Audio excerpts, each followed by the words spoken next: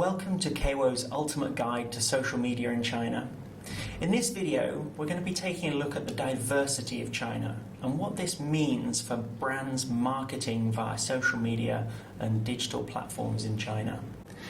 It's actually not necessarily a good way to think of China as being one country, despite it having 1.4 billion inhabitants and there not being much ethnic diversity, with 92% of them being Han Chinese. 73% of them speak Mandarin, and about 74%, according to the census, have no religious affiliation. China is actually more like the size of an entire continent. It's bigger than Europe and North America. And so this great map here from The Economist back in 2011 compared all the different provinces in China to countries around the world and gives you a sense of actually just how vast this country is. And actually, even though China's not diverse in perhaps the way that we think of it in the West, a lot of diversity exists in China. And as when we're thinking of talking to our consumers as marketers, we really have to be aware of this diversity. So in this section, we're going to look at different ways that China shows its diversity. First, before we dive into it though, let's have a look at what a lot of the people in China have been through in the last 20, 30 years.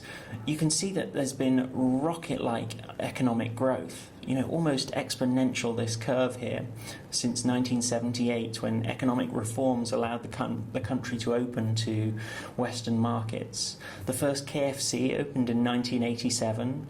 The government first introduced the concept of a weekend in 1995, giving people more leisure time to spend doing other activities.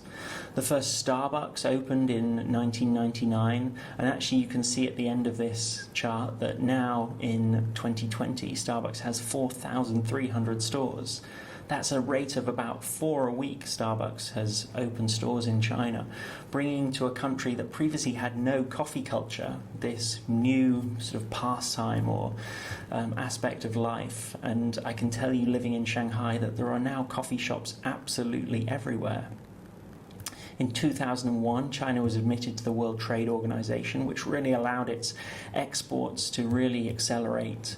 Then, of course, we had the Beijing Olympics, where China really put on a show and established itself on the world stage. In 2010, China became the world's second largest economy, behind the United States. Then in 2011, we had one of the first failures of a Western company in China.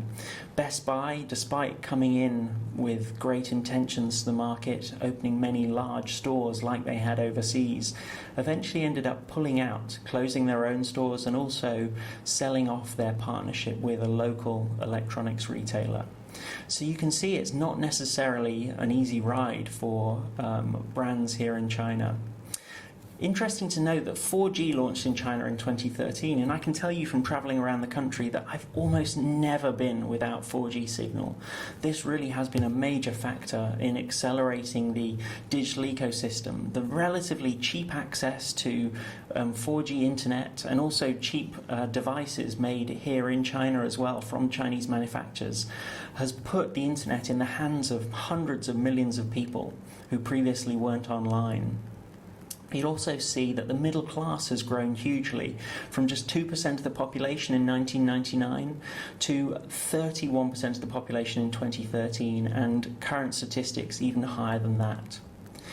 But even though the middle class has grown a lot, there's still huge potential for growth in China. If you look at the distribution of wages, you can see that actually the vast majority of Chinese people are still quite poorly paid. That's not to diminish the efforts of the Chinese government, who have lifted 850 million people out of poverty, according to the UN, more than any other country has in history. But it shows you that despite there being a big and growing middle class and a lot of people, very wealthy people here, there's also a lot more people who are yet to really get onto the economic ladder as consumers, as we think of them in the West. So one of the ways that we can look at the diversity of China is with city tiers. Now, this might not be something that many people are familiar with in the West. And basically, it's an unofficial classification from various different sources. And it basically looks at cities in terms of the sophistication of consumers and the retail opportunities there. So, for example, if your city has a Starbucks, you might be first or second or possibly even third tier these days. If your city has no Starbucks but has KFC or some other stores, you might be fourth tier or fifth tier. And then beyond that, you kind of drop off the bottom of the tier system. Although about 60% of China is urbanized, you can see that actually the top tier cities actually still represent a rather small proportion of the country. So the way you would talk to a consumer in a first or second tier city as a marketeer is very different to how you'd connect with a consumer in a lower tier city. And actually, if you watch some of our later videos about the social platforms, you'll see that some social platforms appeal to different tiers, people in different city tiers. To understand the city tier system better, there's this great guide from South China Morning Post. It's interactive and you can click on it, and I highly recommend you check it out. Another way that China exhibits diversity was when it comes to education, and this is probably an obvious one, but a lot less people in China have a university degree. In fact, more than half of the country has only high school or primary education. Now, this is changing very rapidly. There's been phenomenal investment in education, and with the one-child policy, you see a huge number of parents actually really investing in their children as part of their economic security of the future, and making sure that they have a great education so they get a good job and they're able to provide for their parents when they eventually retire. You've probably also been aware that huge numbers of students go to study overseas. But still, when we're marketing to our consumers and our followers on different social networks and different platforms in China, we really have to consider this. We're dealing with a very diverse, different range of people who have different levels of education. So we need to adapt to that accordingly, choose different platforms, choose different messages, talk to them in a different way, depending on what life experience they've had. Another way that China is quite diverse is in terms of its geography. I was actually quite surprised when we put this map together, but you can see half of the country lives literally in that strip down the east coast of China. Meanwhile, over in the west, only 6% live out towards Central Asia. There's cities like Chongqing, which is a huge urban metropolis of nearly 50 million people in that middle section where 94% of the population live. But you can see that China is quite concentrated in terms of where people live. Although this is changing, the government's invested immensely in high-speed rail, and there's going to be eventually 40,000 kilometres of high-speed rail crossing the country, opening up areas, creating new cities and new opportunities for economic development in zones that were previously too far from the main cities. Then, when we look at the population chart, there's probably very few population charts in the world that look quite as unusual as this one.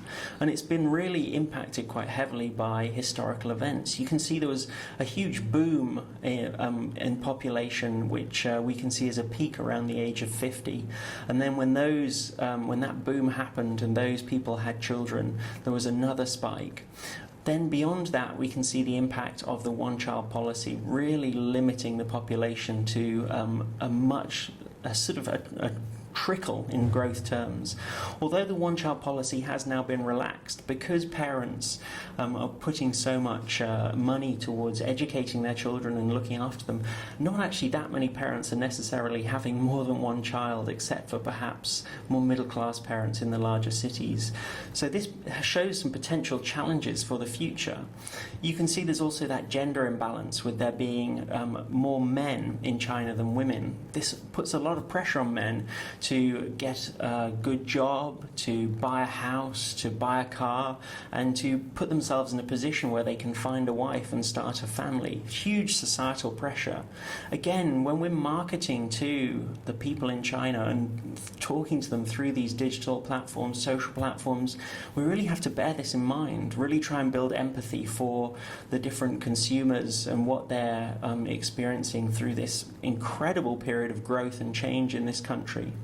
Again, there's another great source we recommend here, this article from the Washington Post that looks at the gender imbalance in China and also covers some of the challenges with the aging population. So that's it for diversity in China. To watch our next video about tech rivalries in China, click up here. And if you want to learn about KAWO, we're a software company that helps brands all over the world to connect with social networks in China. Click down there to watch an introduction to our company.